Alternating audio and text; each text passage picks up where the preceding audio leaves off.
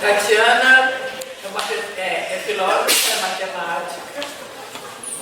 Ela foi presidente sindical da UFERJ, né? Fez uma revolução, foi candidata a deputada, então ela tem aquela coisa maravilhosa de misturar produção de conhecimento com produção de ação. Tá? Então ela existe nesse ponto desse X, que é o ponto mais adorável e necessário do momento. Especialmente no momento em que ele está. Né? Tatiana, entre várias outras atividades, tem uma revista feminista muito interessante chamada DR, Discutindo a Relação. Tá? Esse DR discute a relação com o pensamento e com o ativismo também. Né? Então, ela publicou, de vez em quando ela faz o DR com filósofos, ela é filósofa. Então, eu acho que foi no primeiro número, né, você fez a DR, no segundo lugar fez uma DR com Deleuze. Como a gente está estudando aqui, quer dizer, discutindo como fazer uma epistemologia feminista, como pensar, sabe, uma interpelação, uma epistemologia dominante. Eu não conheço a epistemologia mais dominante do que o Deleuze. Então está na hora de uma boa DR com o Deleuze. A gente leu as coisas, os textos, etc., mas a gente agora queria ouvir você e a Carla, que vem em seguida, que vai fazer uma DR com Foucault. Então são duas pessoas presentes em todos os estudos feministas, compulsivamente. Eu acho que antes de mais nada a gente tem que ouvir uma interpelação ao Deleuze. Tem que ter uma perspectiva feminista em cima do Deleuze para a gente poder usá-lo com conforto, pelo menos. E não pensando que ele é a minha voz, porque não é. Uma palavra, dona Tatiana. Aterrica. Bom, gente, obrigada, então, né? Estou feliz de estar aqui de novo no nosso... Não sai, né? Ninguém vai deixar as mulheres. Pois é, estou sempre aí nas fodonas, que é o nosso podcast. Estamos fazendo agora. Bom, primeiro, sobre o que a Elo falou, desse cruzamento entre a teoria e a ação, que eu estou muito, né? Então agora eu tenho que aterrissar, que eu fico... Isso também... Nada, porque isso que você vai fazer isso produz, pois é, mas isso produz uma coisa também no corpo da gente, né? Então tá, é como se eu tivesse assim, vai cá.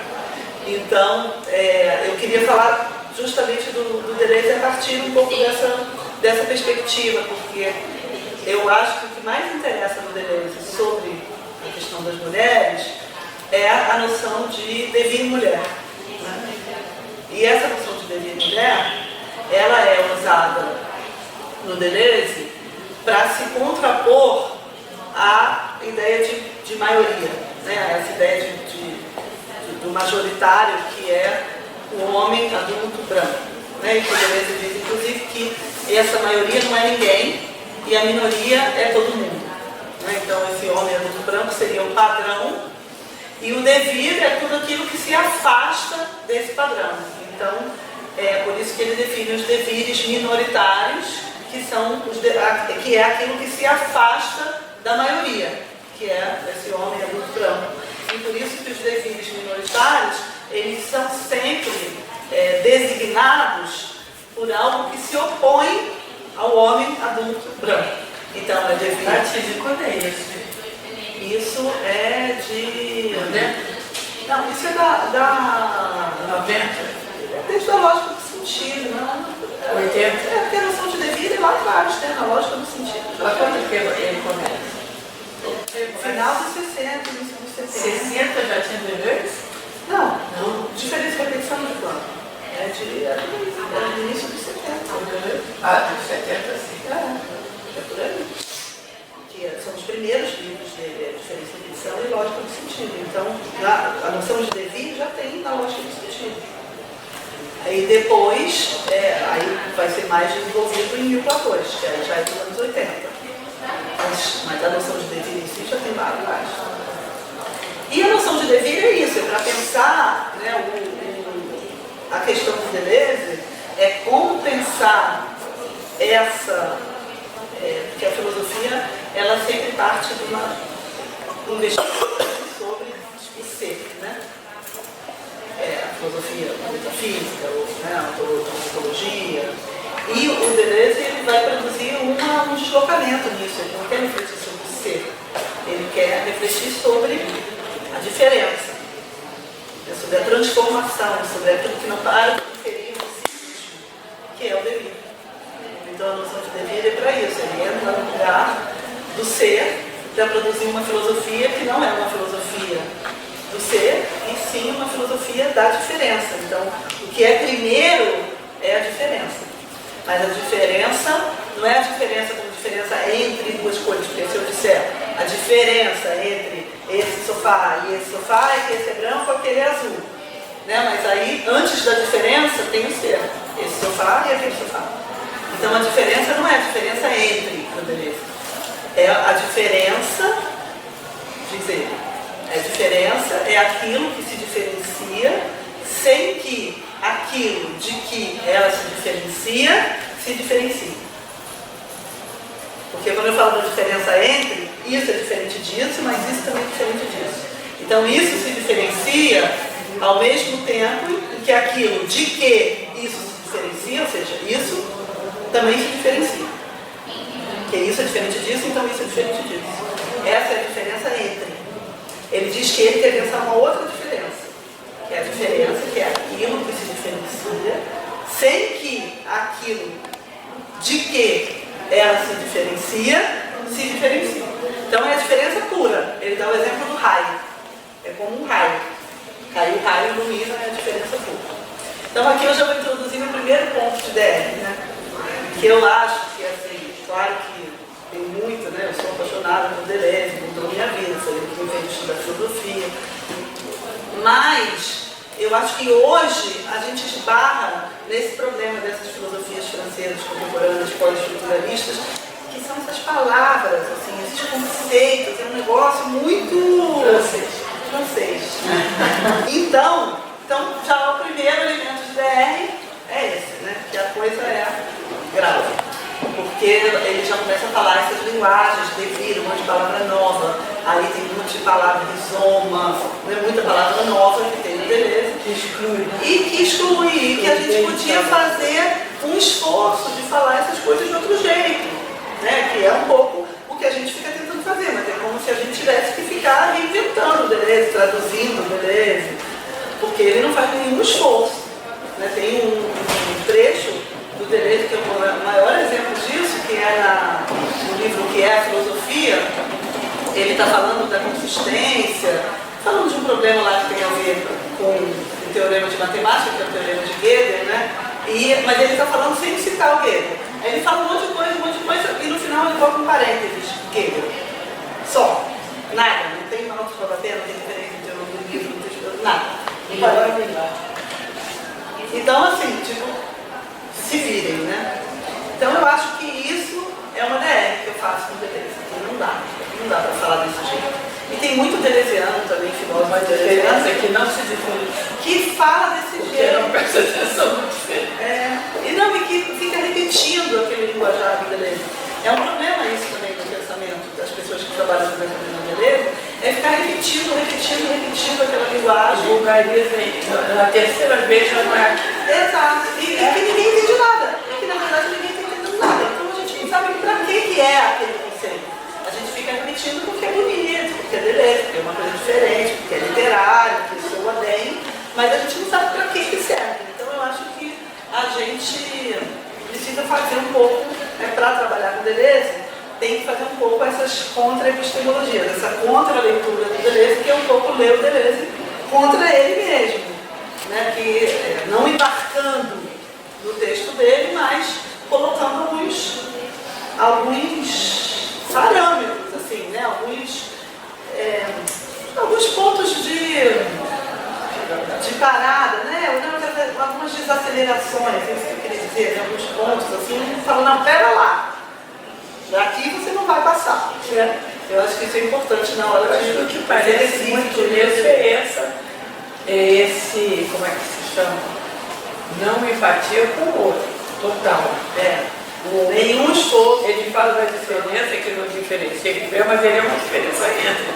Porque quem está aqui no azul não está entendendo o que está no branco. É um descaso com o outro que é muito masculino. que é muito masculino. É uma e muito... linguagem autoritária e às vezes inacessível. E essa Assim, coisa francesa da filosofia que parte do princípio isso. que quem chega naquele nível está todo mundo falando a mesma língua. Então É não tem nenhum esforço também para trazer a pessoa, para dar a mão para a pessoa. Porque tem isso também, né? No texto a gente dá a mão para as pessoas, para o leitor.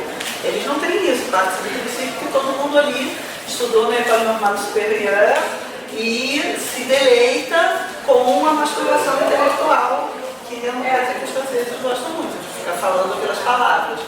E o francês gosta muito de palavrões, né? Eles se deliciam, você vê o francês falando francês, ele se delicia, né? O francês culto, com a própria língua, com o próprio falar, dá para ver isso. É impressionante, você vê esse regozijo com as próprias palavras, assim. Então tem isso que é uma coisa que eu acho que é o primeiro ponto de DR que a gente tem que segurar. É difícil encontrar isso em mulher, não? As teóricas mulheres eu acho muito difícil. As mulheres eu acho que elas fazem tem mais esse trabalho de dar a mão, né? De tentar trazer a pessoa para o texto. O equivalente ao Deleuze em mulher, digamos assim, né? Seria a Isabelle Stengers. Mas ela pode. Ela é uma pessoa que tem um pensamento muito complexo, mas ela dá a mão para o leitor. A gente lê os livros da Isabelle Stengers, a gente vê que ela está trazendo, ela fala de um jeito que convida o leitor. Vale a pena ler os livros dela. Os mais novos, assim, principalmente que ela fala de feminismo, que ela fala da barbárie, né, das coisas que a gente está vivendo, da catástrofe. Não é barbárie, é catástrofe. No tempo das catástrofes, ela também é chamada assim. Então ela convida. Então a gente vê um pensamento que tem muitas afinidades com o Deleuze, né? Digamos assim, que é a mesma praia, a mesma galera, mas que não é excludente. E ela faz esse movimento. Então eu acho que isso é uma coisa que uma coisa que a Isabelle Stengers, inclusive, fala do Deleuze, é uma que a Isabelle Stengers já fez com o Deleuze. Ela fala isso no livro dela sobre o Whitehead, que é o seguinte, é um filósofo inglês, Whitehead. Ela tem um livro chamado Pensar com Whitehead. E o Whitehead, ele é assim, um cara inglês, né, muito gentil, tem essa coisa do humor inglês, que é algo que convida justamente, ela fala isso no Whitehead, é uma filosofia muito complexa, mas que convida, que traz o outro, né? Que vai fazendo a passagem para esse mundo complexo com alguma suavidade. E ela contrapõe o Whitehead ao Deleuze, dizendo justamente que o Deleuze ele prega um rompimento com o senso comum. O Deleuze diz isso, inclusive, né? O tempo todo os livros do Deleuze e do Guattari, eles estão dizendo que é preciso romper com o senso comum. Que o senso comum é justamente uma direção, né? O bom senso é um sentido, e que é o sentido daquilo que é consensual, daquilo que está todo mundo pensando, e que o objetivo da filosofia é romper com o senso comum. Então já tem aí uma proposição de um certo conflito com aquilo que todo mundo está pensando, que todo mundo está fazendo, que segundo a Isabelle Stengers, ela acha complicado. E ela já faz uma DR com isso, ela acha que isso tem, não sei se ela fala com essas palavras, mas tem aí uma certa arrogância nessa questão de romper com o senso comum. Olha, se todo mundo está sentindo, está pensando, está caminhando de um jeito, o filósofo também pode estar lá e pensar, bom, tem alguma coisa ali para eu entender, ao invés de dizer, não, isso aí tudo é o senso comum e o objetivo do filósofo é romper com o senso comum para pensar uma coisa que ninguém está pensando. Né? Então a própria Stengers, eu nem tinha pensado nisso, mas eu lembrei agora, já fez uma DR com o Deleuze por isso. Mas eu queria voltar um pouquinho para o devir mulher, porque eu acho que aí, como eu estava falando antes, né, uma coisa que a gente pode fazer, porque também não é para abandonar o Deleuze, né, é para a gente ter uma relação com o Deleuze que não seja submissa. Justamente, né, que a gente não se coloque num lugar de repetir as coisas que ele fala, achando que ele fala um livro maravilhoso, sem fazer um filtro, né, colocar umas barreiras. E o nesse conceito, então eu acho que aí, nesse filtro, eu acho que, para a nossa questão aqui sobre as mulheres, esse conceito de dever mulher é importante. Como definir, como trabalhar esse conceito, como entender de onde ele veio, eu acho que isso pode ser útil, e pode ser útil falando ele também de um outro jeito, que não é exatamente como o Deleuze falou, né? Que como eu falei, tem esse problema, de algo que é difícil, de difícil compreensão. Mas o que eu acho útil da ideia de dever mulher é o seguinte, é que hoje, né, a gente tem muito essa questão sobre as pautas identitárias, ou sobre os movimentos das minorias, sobre os movimentos minoritários, né? E essa, inclusive, tem uma oposição muito grande entre as pautas de esquerda tradicional, que são baseadas na noção de classe, né? E as pautas desses novos movimentos ditos identitários ou minoritários, que não são baseados na noção de classe, que são baseados em gênero, sexo, raça, né? Então, movimentos feministas, movimento negro, movimento LGBT, que são ditos identitários, né? Mas chamar esses movimentos de identitário também já é uma maneira de desqualificar, que é como se ser identitário significasse apenas uma reivindicação de representatividade, né? Então, as mulheres, os negros, os gays só querem representatividade, ou seja, ter uma representação nos espaços de poder. Então, as mulheres só querem que nos postos de comando também tenha mulher, mas isso não abala as estruturas, porque isso não faz com que as divisões de poder, as estruturas de dominação na sociedade mudem de verdade. Então, chamar de pautas identitárias já é uma maneira de diminuir um pouco, né, essas pautas. Mas, para isso, eu acho que o Deleuze é útil, porque a noção de dever minoritário é justamente uma maneira de quebrar com essa ideia de que esses movimentos são movimentos de minorias, são movimentos por representatividade, porque representatividade já é uma noção majoritária, né? Já é uma noção da maioria. A mesma coisa com pautas identitárias. Se você pensa o dever mulher a partir dessa ideia de diferença, como aquilo que difere da identidade majoritária, que é o homem adulto branco, como dizer que o dever mulher é um movimento identitário, né? Que o movimento das mulheres, o movimento negro, o movimento LGBTI é identitário. Então isso ajuda a gente eu acho, recolocar o lugar desses movimentos sem contrapor, né, sem esse antagonismo com as lutas que são tidas pela esquerda como as mais sérias, que são as lutas pela mudança das estruturas que teriam que ser só baseadas em classe, na noção de classe, segundo a esquerda tradicional, né? Então eu acho que esse pensamento do dever ajuda a gente nisso, porque isso significa que, talvez eu possa traduzir assim, que não há transformação efetiva das estruturas de dominação se não houver também a produção de um dever minoritário, ou seja, se não houver também a produção dessa diferença, que vai se dar a partir de novos modos de sentir, de novos modos de se relacionar, de novos modos de viver a coletividade, de construir a coletividade.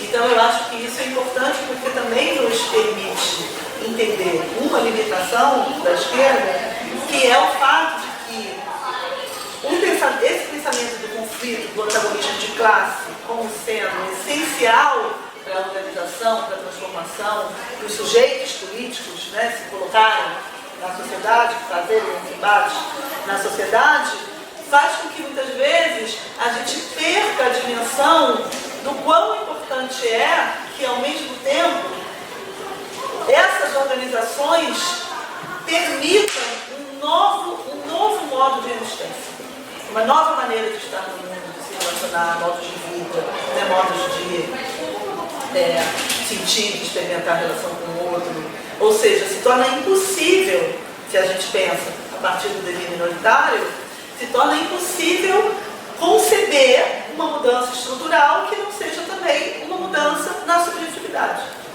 A noção de devir é justamente isso. A noção de devir minoritário, ela diz que a estrutura de dominação, ela é a estrutura de dominação de classe, a estrutura de dominação econômica, mas é também a estrutura do macho adulto branco. Né? Então, você escapar da estrutura de dominação é também escapar dos modos de ser e de se relacionar e dessa subjetividade que é determinada pelos modos de ser do macho adulto branco. Então não tem transformação possível, não tem organização social, movimento social, né, movimentos de contestação que realmente mudem as estruturas, que não sejam também experiências de outros modos de vida. Né, eu acho que isso é uma coisa que quem traz para a disputa política, né, para a cena política, são esses movimentos ditos minoritários. São os movimentos feministas, racial, etc. Por quê? Porque esses movimentos estão dizendo o quê? Não, gente, espera lá, a pauta feminista é importante, a pauta racial é importante, porque o tradicional também tem machismo, tem esquerdomacho, porque dentro da esquerda tradicional também tem racismo, né? Então, a gente vê isso o tempo todo. Ou seja, essas pautas estão mostrando na prática para as organizações de esquerda que não basta a luta classista. Se ela reproduzir dentro das suas estruturas o modelo do macho adulto branco, que é a estrutura de dominação. Então é preciso que os movimentos sociais, as organizações políticas, né, à esquerda, as organizações que querem mudar a sociedade, que querem mudar o mundo, né, de transformação, elas incluam essa perspectiva dentro do seu próprio modo de funcionamento interno. Porque sem isso você não muda as estruturas externamente. Né? Então eu acho que a noção de devir é interessante por isso. É como se as próprias organizações, né, os movimentos, as organizações de esquerda, as organizações políticas, o sujeito político não pudesse ser um sujeito da transformação se ele não estiver disponível para um devir mulher, para um devir negro, para um devir criança, para um devir minoritário. Então eu acho que aí essa noção de devir é interessante. Uma outra coisa interessante sobre o devir, que pode ser útil também, que é que o devir mulher não são só as mulheres que devem mulher, né? Qualquer um pode passar por um devir mulher. Acho que isso é interessante também, porque agora, qualquer um pode passar por um devir mulher, significa que o devir mulher também pode atravessar os homens, né? Mas esse não é um movimento individual, como eu falei antes. Esse é um movimento de uma coletividade, né? É um modo de estar com o outro. Então não é um movimento individual que o cara vai, né, chegar lá e passei pelo dever mulher, fiquei desconstruído, pronto. Não, é nessa tensão que se dá o dever mulher. E é em uma tensão onde, obviamente, quem traz o tensionamento dessas relações são as mulheres. Né? Então, ao mesmo tempo, o dever mulher pode passar pelos homens, mas não sem as mulheres. Então, eu acho que isso também é interessante, porque isso também permite que a gente saia de alguns impasses. Né? No processo político, no dever mulher. O dever de esquerda. Então, primeiro tem uma coisa que é importante aí, que é o seguinte: por que esse dever mulher se chama dever mulher? Ele diz que porque, se a gente olha ao longo da história, nos movimentos que conseguiram, né, mudar profundamente algumas estruturas de dominação, muitos desses movimentos foram movimentos de mulheres. Muitos desses movimentos foram movimentos feitos por negros. Então, por isso o devir tem esse nome. Quer dizer, tem também um certo reconhecimento histórico da força, da potência desses movimentos ao longo da história. Tem esse reconhecimento nesse nome aí. É por isso que de raça não se toca. Não, sim, devir negro, então.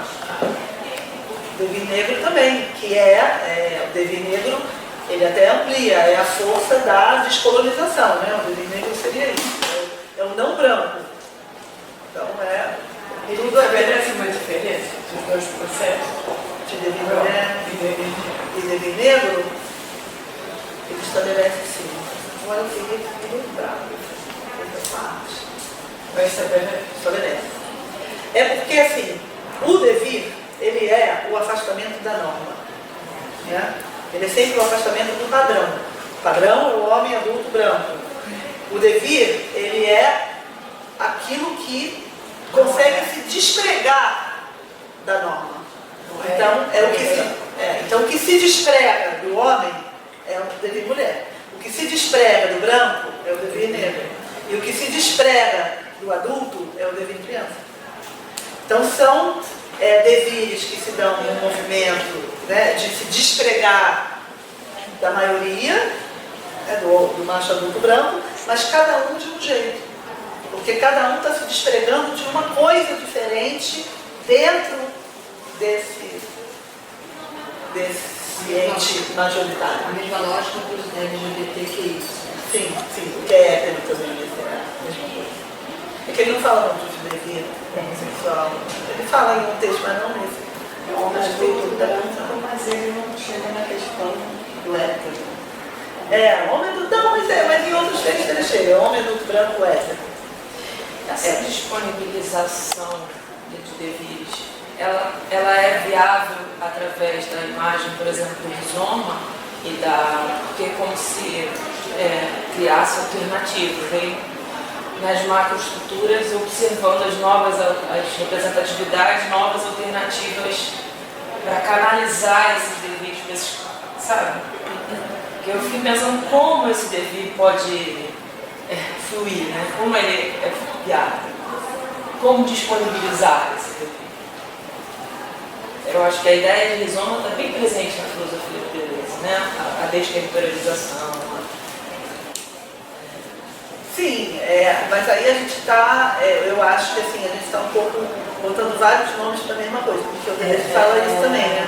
Eu não sei se chamar o devir de rizoma, a gente ganha muita coisa, sabe?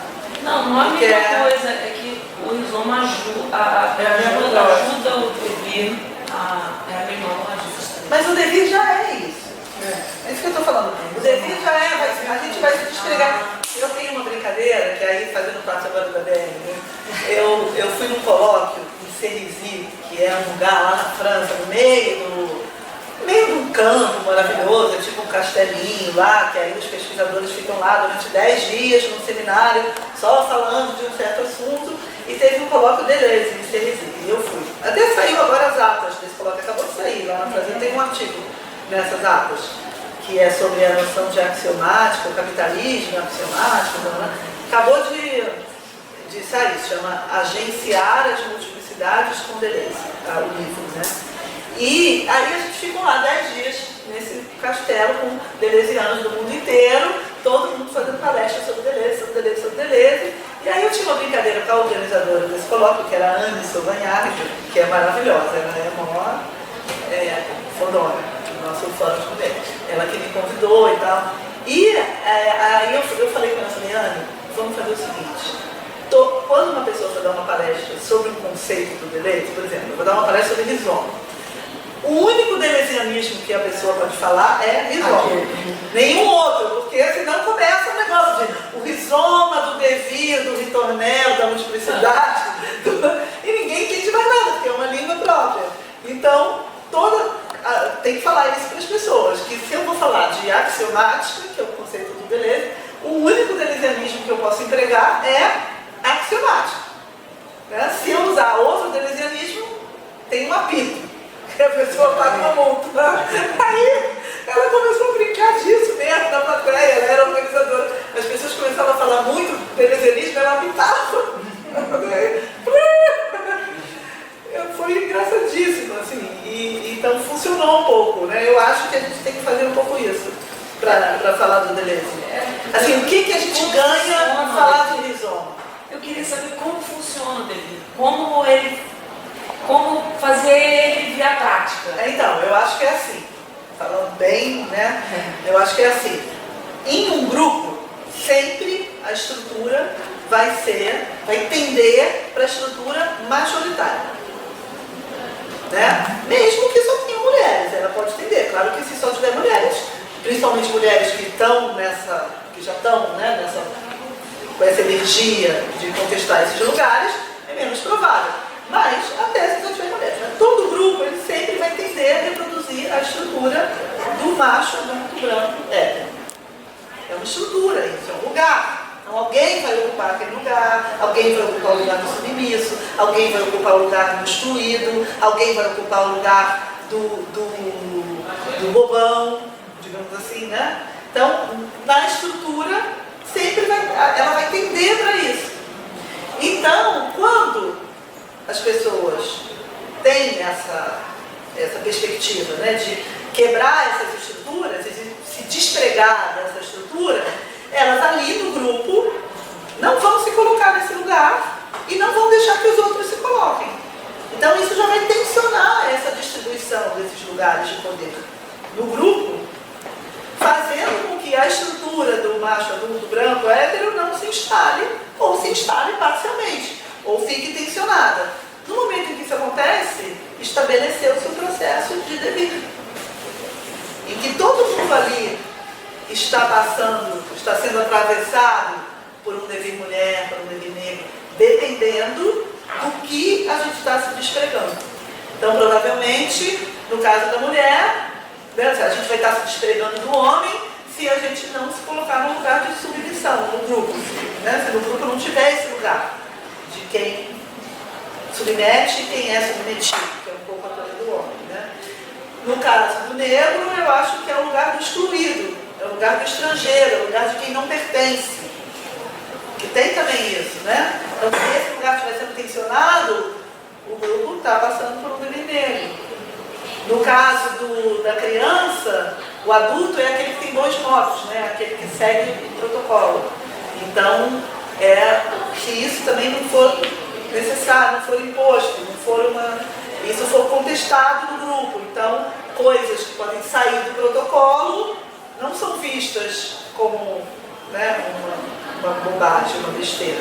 É possível sair do protocolo, porque o adulto é isso, é o protocolo. Então eu diria que é isso, assim, o homem é a submissão, o branco é o normal, né, que rejeita, que exclui o estrangeiro. E o adulto é o bem comportado, né, o protocolo. Então isso tudo tem um impacto no grupo. Todo mundo tem que ser assim. Né? Se alguém não for bem comportado, ou se alguém ou se não se puder excluir ninguém, né? Ou se a gente tiver atenção para isso, que as pessoas não estão sendo excluídas, ou se não houver relação de submissão, a gente está se despregando dessa estrutura e a gente está passando por um devir negro, mulher e criança. Então, assim, é uma coisa bem... Mas, Tatiana, a impressão que eu tenho, né, quando a gente fala de dever, principalmente de deveres, é que há uma profunda diferença. Eu acho que esse devir mulher é muito mais uma coisa deleuziana, abstrata, diferente da política do que o negro. Porque o negro ele entra numa discussão, eles entram numa discussão que já é uma discussão muito forte, que é a discussão colonial. Né? Então, de alguma maneira, o dever negro é um pouco, e tem filmes que falam muito disso, é um pouco não ser francês. Isso eu acho que é uma coisa que é complicada, né? O francês médio, até o Sartre, ele é colonialista. Então, eu acho que será menos uma questão de raça e mais uma questão política e colonialista, como você está colocando a submissão para a mulher, não? É, verdade.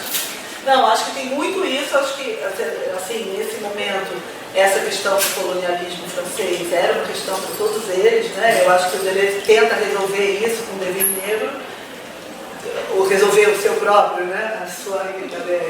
Fazendo sua própria tendência colonialista, ele tenta resolver com o devir negro. diferente, porque realmente o movimento descolonial ele é bem mais forte, ele arrasta mais do que isso, né? Eu acho também que talvez seja insuficiente até. Mas nessa época assim, teve um texto que eu li que me fez entender essa galera toda e o colonialismo, ao mesmo tempo, ele se debatendo com o próprio colonialismo, de toda essa galera dessa época aí, né? Pós-estruturalista, estruturalista e pós-estruturalista, que é um texto do Pé chamado A Causa do Outro. Que esse texto é fenomenal, que é um texto sobre a reação dos intelectuais franceses, ele próprio, o Rancière se coloca nesse lugar, ele está falando dele próprio, a guerra da Argélia, né, e ao movimento que estava tendo na época sobre isso, em que se descobriu os horrores assim, absolutos dos franceses, né, que os franceses estavam cometendo na Argélia. E isso entrou na França, porque aí tinham manifestações, tinham uma série de mobilizações nessa época, em que isso entrou na França com muita força. E a causa do outro, né? É isso. Então a questão que o Rancière se coloca é como lidar com a causa do outro. Porque a causa do outro é vista na maioria dos intelectuais franceses de esquerda como uma questão da solidariedade. Não, eu apoio os argelinos, eu apoio o movimento anticolonial, porque eu sou de esquerda, porque eu sou pela justiça social, então é uma coisa da solidariedade, é um pouco sartreano, né? A tendência sartreana. E o Rancière diz que não, que o que ele acha que é mais potente disso é criar uma possibilidade de desidentificação com o ser francês dele mesmo. É isso que você está falando, né? Com o ser francês dele mesmo. Então, como esses intelectuais franceses, que são ainda muito franceses, ainda que sejam solidários, de esquerda, pela justiça social, comunistas, mas são franceses, mas como eles podem, naquele momento, a única maneira deles viverem aquele momento é passar por essa desidentificação com o ser francês. Isso é um movimento de devir. De devir outro.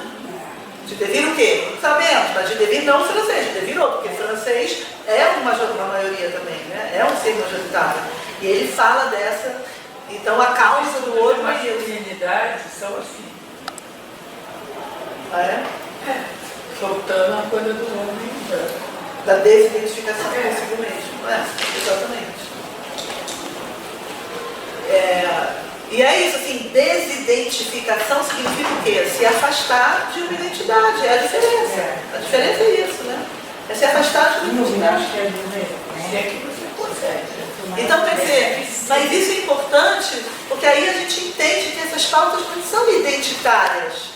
Se a gente quisesse chamar desse jeito, seriam pautas desidentitárias, desidentificadoras. Porque o feminismo, o movimento negro, LGBT, são maneiras de você se desidentificar com esse ser majoritário que é o padrão, né? Que é o homem branco, né?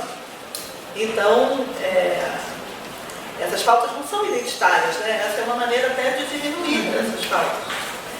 E esse texto, eu acho, do Rancière ajuda muito, porque aí a gente vê também os embates que eles estavam tendo consigo mesmos nessa época, né? E eu acho que essa coisa do David Negro e do Deleuze, se a gente olhar agora, né, com esse recuo, é ele também se debatendo com isso, tentando fazer isso entrar na filosofia dele de algum jeito, mas que eu também acho que é insuficiente. Assim, acho que talvez seja insuficiente porque ele quer ficar dando esses nomes, né? Porque o Rancière falou mais claro, né?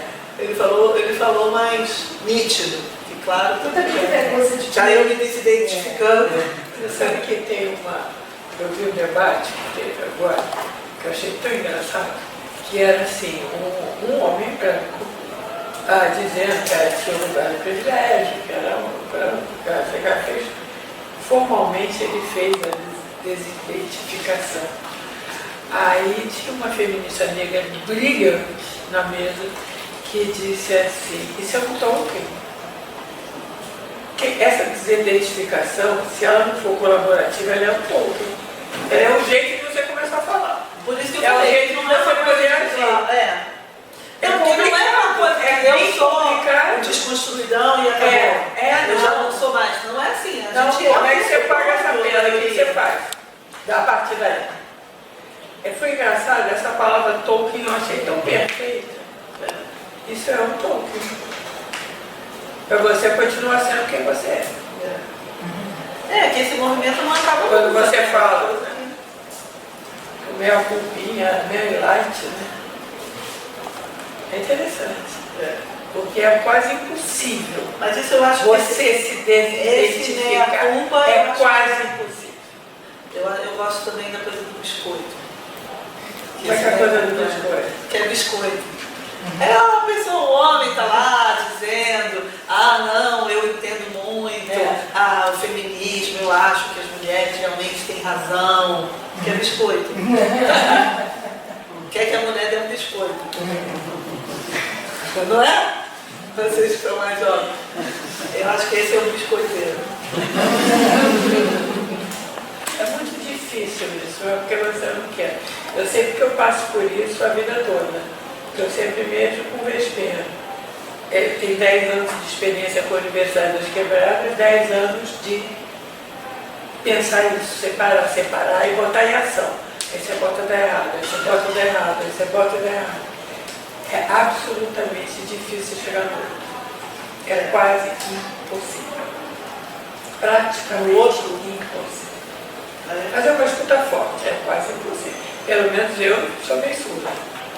Eu passo a vida tentando, quer dizer, já desde antes, mas no caso das quebradas, que é um laboratório que eu me aplico muito, e eu tento essa identificação de várias formas. Em algum momento você se prioriza, em algum momento você faz uma besteira. É que nem racismo, né? Todo mundo diz que não é racista. Uma hora que você vira, não adianta. Eu não posso dizer que eu não sou racista. Eu posso dizer que eu luto contra o racismo. O meu e dos outros. A desidentificação. Mas é muito difícil. Mas é isso, gente. O desenho ajuda nisso, porque a Pois é. desidentificação é um processo. É um processo. É um devir, é isso É um que quer dizer processo. devir. É um que essa devir, exatamente. desidentificação é um processo. Por isso que a Processo noção de devir é difícil. interessante. Não é um ser, não é um estado. Não é um estado. Não é um estado. Eu sou Você não divinidade. controla também. É um processo. Agora, se um processo significa que é um processo que começa num lugar e acaba no outro, não. Não acaba. Esse é o pensamento da diferença, como a diferença entre. Foi o que eu falei. A diferença, a filosofia da diferença, ela coloca a diferença como o que é primeiro. Então o processo é o que é primeiro. A vida é processo, tudo é processo. Se a gente está em processo, não quer dizer que a gente saiu de um lugar e vai chegar em outro. É um processo que nunca termina. Porque a diferença é a primeira. A filosofia, né? Isso é um devir. O Derrida fala do diferente. Um D, né? Eu já não sei muito bem. Em vez de ter, ele bota D, porque um inclui o outro.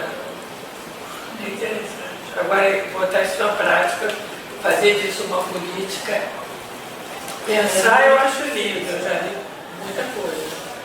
Mas fazer disso uma prática. Mas hoje em não dia é eu acho que a brincadeira. gente avançou nisso. Não, avançou no A gente avançou. reconhecimento.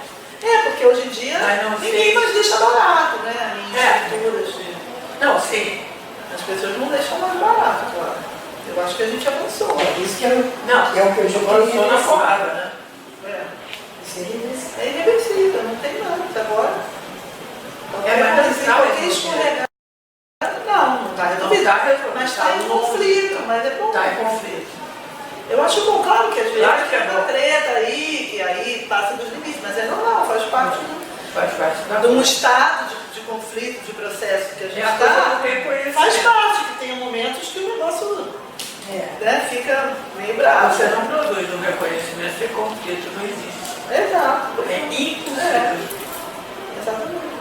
E eu acho até que uma parte dessa reação conservadora aí é uma reação a isso. Há coisas que mudaram muito para o dela. Aí o pessoal quer de volta, né? Quer botar todo mundo de volta no armário. É a visibilidade, acho que o diabo é a visibilidade. Não, e tem um conflito aí eu acho que tem uma reação meio do pai de família, né? Desse pai de família, contra os seus próprios filhos. Eles estão vendo que o negócio está fugindo do controle. A galera está indo. uma reação Então da eles mãe. querem pegar de volta. Não, é do pai. Vai ter da mãe. Tem da mãe. Tem da mãe. A mãe está vendo que aquela família Não, está mas é. sendo Então, mas aí, mexida, ela se agarra. então, mas aí Nem alça.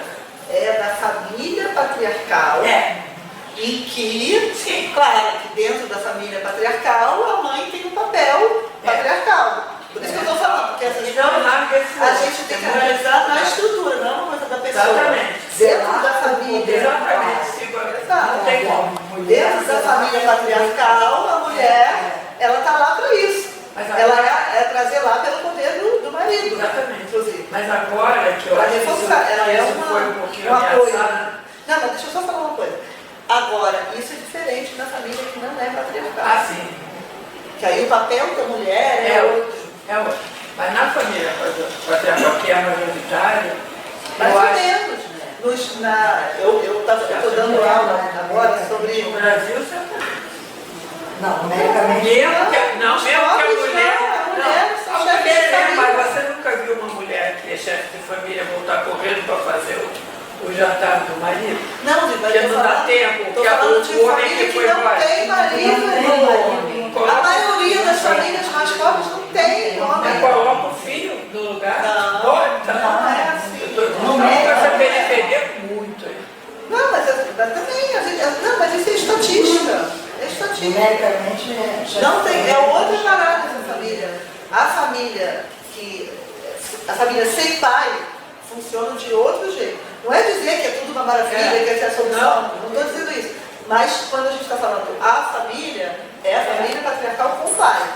Essas famílias que só tem mãe, que o pai sumiu, o pai não está ali, elas funcionam de outro jeito. Eu acho até que seria muito bom a gente conhecer mais isso. E é muito interessante que frequentemente o provedor é a avó. Todos os casos É o quê? é a avó ou o provedor. E aquela que não tem uma pensão, que herdou não sei o que. O provedor não é mais o pai de família, é a avó.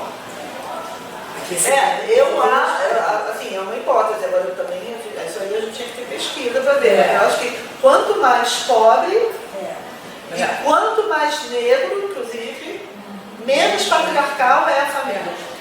Menos esse pai está presente. Mais esse pai desapareceu.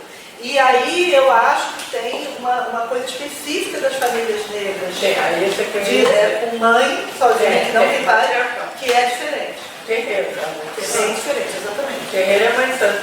E tem como chama? Eu esqueci.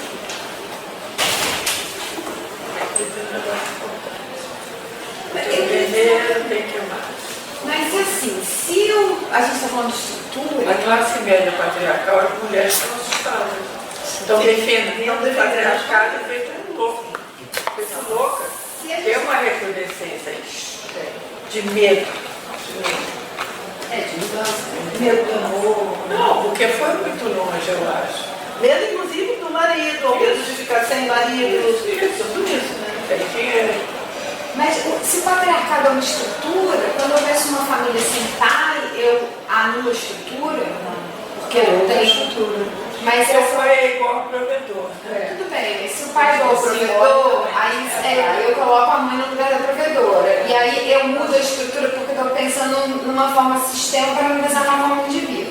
Então, assim, se o patriarcado é uma estrutura, assim como o capitalismo é uma estrutura, se eu mudo, tirando uma peça da engrenagem, eu mudo a estrutura, ou aquele comportamento se adequa a um comportamento que é o que você diz, da gente não conseguir fazer o devido, no sentido de não se Mas descolar. aí depende de outros fatores. Porque se tudo que tem em volta é aquela estrutura, provavelmente você tira o pai e a família vai ter a mesma estrutura de tudo que está em volta. Mas se você está, exatamente, mas se você está em outra cultura e tudo que está em volta é diferente, e você tem inclusive uma tradição, uma história de ser diferente, aí não acontece a mesma coisa. Aí você muda a estrutura. Porque a estrutura já está mudada, essa estrutura já é mudada. Ela já não é assim. Tanto que a gente. O feminismo Os negro. negros e pobres, ela já não é assim. O feminismo negro tem uma briga feia, porque a luta das mulheres ou o feminismo. O feminismo é considerado por segmentos das mulheres negras como uma coisa branca.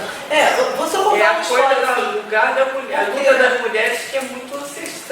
porque isso, gente, sempre aparece quando a gente tem uma discussão em que tem feministas negras presentes, que eu acho que aqui está faltando um pouco.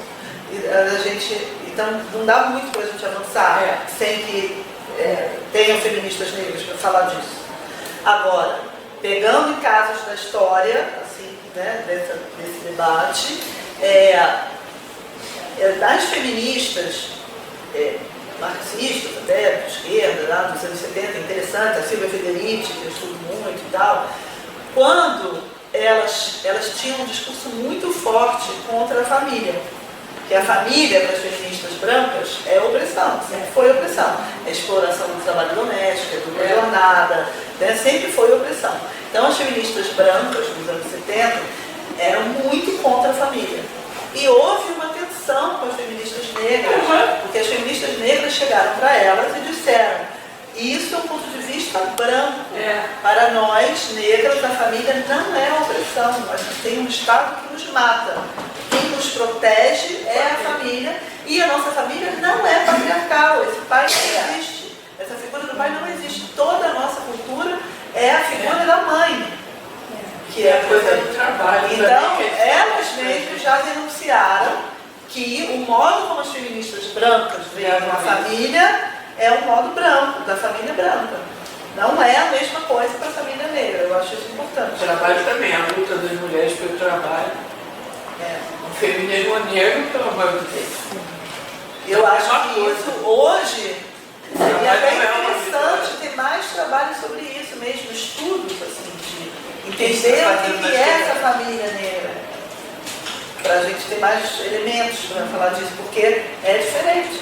E sempre que a gente fala disso em lugares onde há feministas negras, elas colocam esse ponto, que é diferente, que tem a coisa da família de santo, é diferente. Eu acho que não tem como mais a gente pensar essa questão da mulher sem estar misturando. Misturado Com a periferia, com a academia, branco, preto, senão não dá, porque também só preto não dá. Eu acho que tem que fazer turmas mistas, é isso que eu estava pensando. Fazer essa coisa das quebradas e fundir. As quebradas é legal. Não, está fazendo, tem um interesse gigantesco. E aí dá um cruzamento forte, eu acho. E é interessante, né, que a gente vê nessas comunidades mais pobres, está aprovado pelo Islã, né, lá que a gente assiste, uma certa irritação contra os que entraram na universidade por cota. Os que entraram na universidade por cota. Isso, até eu e Lana ficamos muito espantadas no último concurso do Islã da FLUP, em que violência na FLUP. Né? Isso no cotidiano mesmo. Né? A filha da minha empregada, por exemplo, estuda na FLUP, na Fluminense, engenharia industrial, e ela tem muita dificuldade em ter qualquer tipo de relacionamento familiar, que são hostis a ela. E os juízes isso mesmo, está achando o quê? E a revolta é muito contra a academia. E essa revolta contra a academia, que é um espaço de branco, um espaço patriarcal, isso tudo, né, se reflete até nesse ponto, do que não entrou, e uma certa discriminação contra o menino negro que entrou. O Gabriel mesmo outro dia estava contando isso, né, gente? Passa como entrou para aquela casta abominável, que é a academia, deixou de pertencer ao nosso grupo. Não é mais porta-voz das nossas questões. Nesse concurso de Islã, todos falaram disso, todos. Aí vem o fulaninho, está pensando o quê? Que está na universidade, pareré, que a vida vai mudar. Isso é uma coisa que eu estou muito curiosa. Você deixa de ter um ponto de identificação com a comunidade. enquanto que a mãe está orgulhosa porque é o primeiro que entrou na universidade, o amiguinho acha que aquilo é mudar de condição. É um pouco um movimento também entre as mulheres, né? Mulheres negras, mulheres brancas. Quer dizer, em tudo que entrou uma diferença, a coisa complica. Né? E aí junta com as velhas questões de acesso, de classe, de acesso às oportunidades. Né? Aparece como um acesso a uma vida melhor que não lhe é dado. E aí gera uma certa dificuldade. Eu acho que essa parte o capítulo lá do 1014, em que ele fala, né, de dever mulher, da norma, etc. E outro conceito? Eu tenho um texto sobre dever minoritário, etc., que eu tento traduzir um pouco e eu cito também. Então, nesse meu texto é bom porque tem a bibliografia. Esse qual é? Se chama Sobre as Lutas Identitárias, lá está na internet disponível na Revista Trágica. Tá. Se botar assim, Revista Trágica, Tatiana Roque, aparece. E é sobre isso esse texto. E lá tem as referências. Inclusive tem uma coisa que é importante ali, que eu meio que descobri, porque o trabalho com Deleuze é um pouco arqueológico, assim, né? Você vai escavando o Deleuze para saber de onde ele tirou aquelas coisas. Ele sempre tirou as coisas de algum lugar. Mas ele não cita muito. Mas não é porque ele está roubando, não. É porque ele mistura tudo. Não dá tempo, não dá para ficar citando cada coisa. Mas ele pega muita coisa de muita gente. Então você tem que pegar, isso é um método para ler o Deleuze.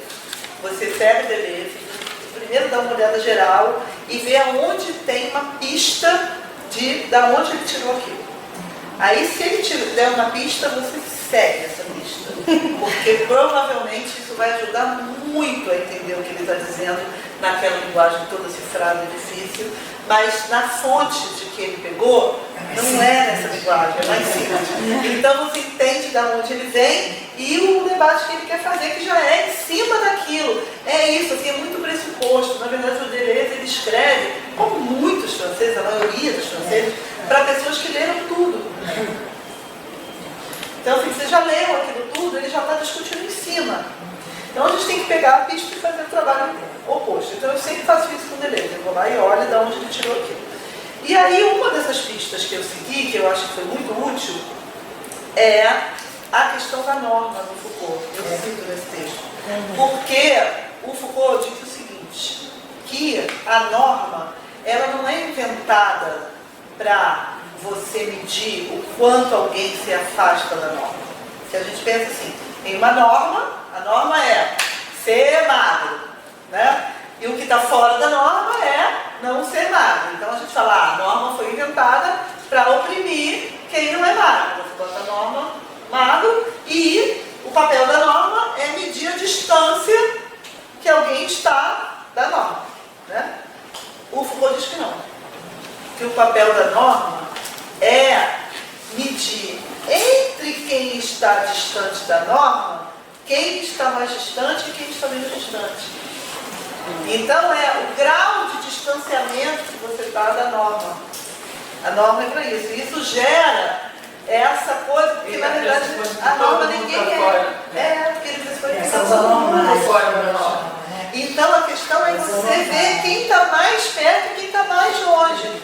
Porque na norma ninguém está. Entendeu? E isso tem tudo a ver com o conceito de dever. Ele pega para cada norma, homem, tem as distâncias diferentes que são os deveres mulher. Branco, tem as distâncias que são os deveres negro. Então, eu acho que é interessante entender o conceito de dever a partir do modo como o Foucault fala da norma. Que é sempre, isso que tem a ver com a desidentificação, com isso que eu falei, de se desgarrar da norma. O dever é sempre isso, você se desgarrar da norma. Né? E só que o que importa não é a norma, porque a norma ninguém são os graus em que você está se desgarrando. E aí, de novo, não é um movimento individual, é um movimento em que essas coisas se atravessam, que se dá nas estruturas, nos grupos, etc. Né? Então eu acho que esse pensamento da norma é uma boa pista para entender o devir. Eu falo disso nesse texto. O Deleuze tem isso de inventar conceitos, né? Ele diz que a filosofia inventa conceito e realmente é bacana isso, é um lado legal da filosofia do Deleuze. Mas talvez na época dele ele achasse que para inventar conceito você precisa dar um nome muito diferente ao conceito. Você não pode inventar conceito e chamar da mesma coisa, né? Acho que ele tinha isso, porque senão vai confundir com o que não é o conceito, entendeu? Mas eu já acho que seria bom confundir, não é ruim o que é dar uma aula, né? Então, eu assistia muita palestra, né? E as palestras são sempre muito complexas, né? Muitas vezes eles leem, eles falam como se estivessem falando um texto, mesmo quando não lê. A palestra do francês, né, nesse meio acadêmico, de ponta e tal, é como se fosse um texto, assim, Por isso que os livros que saíram dos alunos foram possíveis. Não é como se fosse uma aula. É como se fosse um texto. Aí, tudo bem, eu vi aquilo e falava, nossa, todo mundo aqui fala muito difícil e tal. Aí eu comecei a ver em alguns momentos que eu via em alguns ambientes que aquelas mesmas pessoas davam uma aula compreensível. Aí eu falo assim, mas por que aqui essa pessoa falou, me deu para entender, e ali ela fala, porque existe uma diferença muito radical entre aula e palestra. Na aula você pode ser didático, e eles são didáticos. Na palestra é feio. Sério, a palestra não pode ser uma aula. É mal visto. A palestra ela é uma palestra, é para você desenvolver um saber, não é para você convidar o ouvinte. Não é para você ser generoso com o ouvinte. Isso é na aula. Na palestra não, você está ali falando com pares. Você está ali falando com quem já leu tudo. Então, isso é muito francês, muito homem francês, porque na verdade isso aí é tudo homem, né? É muito francês. E isso é bravo, porque assim, não custava nada. Não é verdade que está todo mundo ali entendendo tudo, não é? Porque antes eu achava que eu não entendia porque eu era brasileira, porque os franceses que estavam ali estavam entendendo tudo, mas depois estava fingindo, exatamente. Mas só uma pergunta cheia de palavra. Fala rápido às vezes, para você poder não ver que ele também não entendeu, ele está perguntando sem entender, ele fala muito rápido. E depois você vai vendo que ninguém entende. Então para que isso, sabe? Essa é a minha principal DR.